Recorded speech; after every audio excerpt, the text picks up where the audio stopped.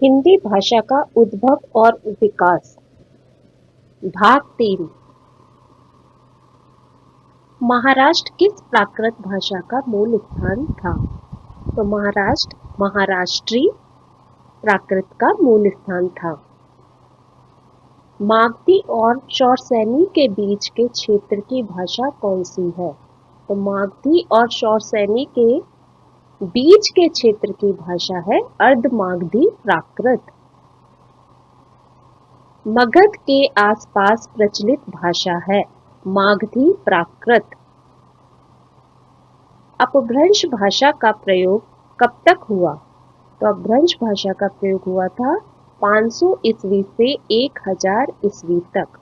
1000 ईस्वी से हिंदी बोलचाल में आने लगी थी, या हिंदी का हम कह सकते हैं समय जो था वो 1000 ईस्वी से प्रारंभ हो चुका था, परंतु साहित्य में अपभ्रंश का प्रयोग 1200 ईस्वी तक होता रहा।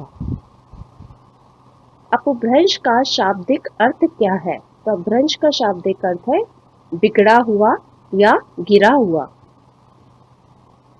आधुनिक आर्य भाषाओं का विकास किस भाषा से हुआ? तो आधुनिक आर्य भाषाओं का विकास हुआ था अपभ्रंश भाषा से। तो किस क्रम में हुआ था आधुनिक आर्य भाषाओं का विकास? तो सबसे पहले आती है इसमें वैदिक संस्कृत, फिर आई लौकिक संस्कृत जिसे हम संस्कृत बोलते हैं, फिर पाली, फिर प्राकृत, अपभ्रंश, हिंदी एवं अन्य आधुनिक भारतीय आर्य भाषाएं आई।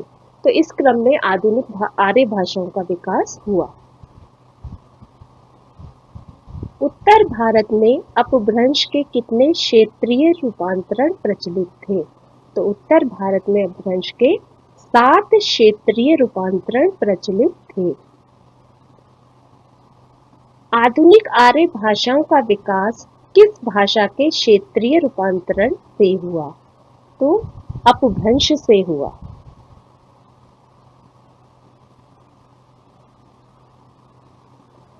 पैशाची अपभ्रंश से विकसित होने वाली आर्य भाषाएं हैं पंजाबी और लहंदा। तो अपभ्रंश के 7 क्षेत्रीय रूपांतरण हुए, जिसमें है शौरसैनी अपभ्रंश, पैशाची अपभ्रंश, ब्राह्मण अपभ्रंश, खस अपभ्रंश, महाराष्ट्री अपभ्रंश, अर्धमागधी अपभ्रंश और मागधी अपभ्रंश। तो इसमें पूछा गया है कि पैशाची अपभ्रंश से विकसित होने वाली आर्य भाषाएं हैं, तो वो है पंजाबी और लहंदा। निज भाषा उन्नति अहे सब उन्नति को मूल, बिन निज भाषा ज्ञान के मिटत नाहिए को सूल। ये सभी प्रकार की उन्नतियों का मूल हमारी निज भाषा मातृभाषा है, और बिना मातृभाषा उन्नति के हिये का यानी हृदय का जो सूल है यानी कांटा है वो मिट नहीं सकता है। धन्यवाद।